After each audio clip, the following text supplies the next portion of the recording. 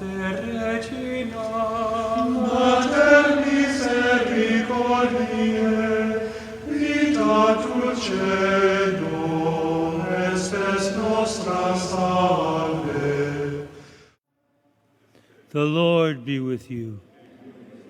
A reading from the Holy Gospel according to Matthew. Jesus said to his disciples, "Do not give what is holy to dogs, or throw your pearls before swines, lest they trample them underfoot and turn and tear you to pieces. Do to others whatever you would have them do to you. This is the law and the prophets. Enter through the narrow gate, for the gate is wide and the road is broad that leads to destruction, and those who enter through it are many. How narrow the gate and constricted the road that leads to life, and those who find it are few." The Gospel of the Lord. In case you haven't noticed, we live in a culture that is becoming more un-Christian.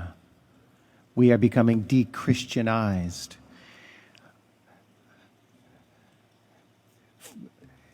Fulton Sheen saw this coming from afar off I believe it was as early as 1975. It was 1974, with the hallmark of vote of Roe versus Wade. He said, "Christendom is dead."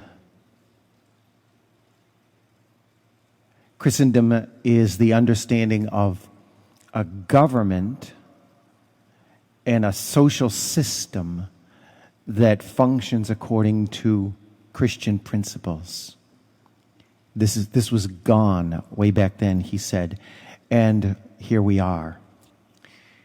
And so this gospel today calls us to become culturally aware of who we are as opposed to who what our culture is.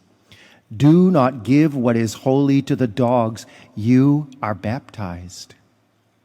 You are filled with the life of Christ. You are holy. Don't give yourself to the dogs. Don't give yourself to a culture that isn't about Christ.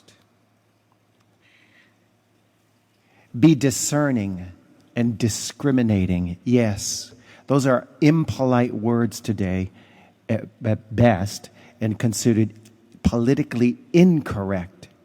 And yet, all those who decry our right to discriminate about what suits us in culture and what we prefer, all these who decry us for that would impose such discrimination on us for opposing them.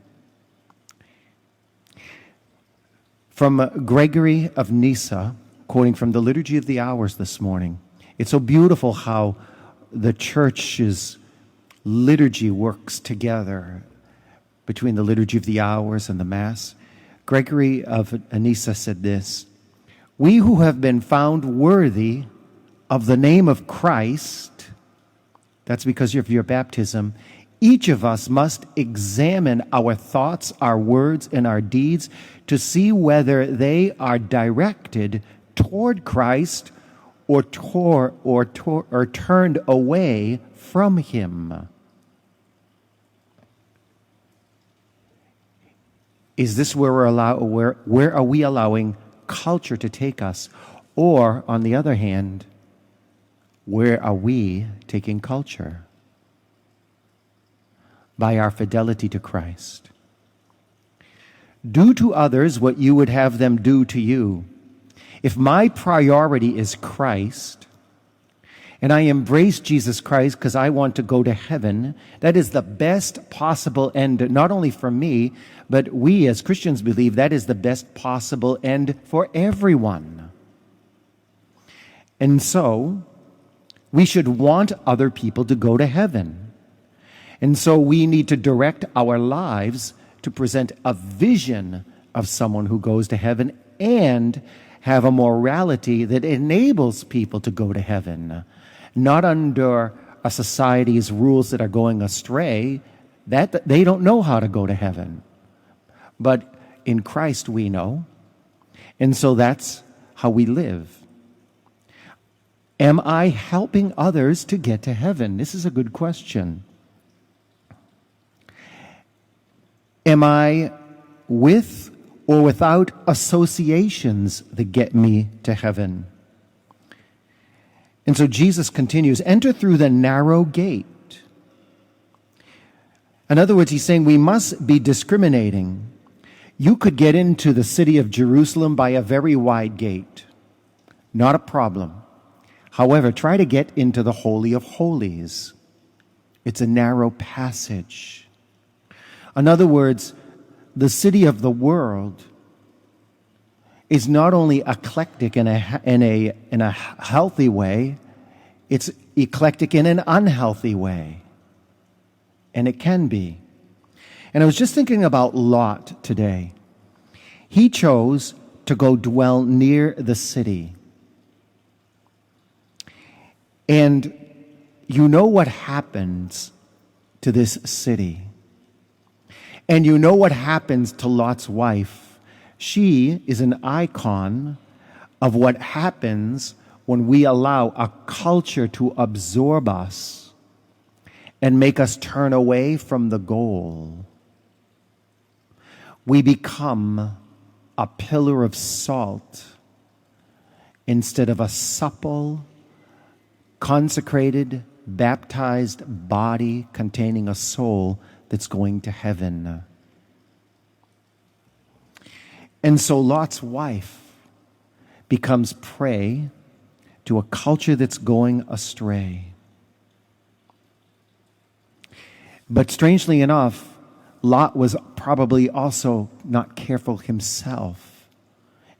He could have probably been more vigilant in not allowing his family to be so culturally distracted and absorbed.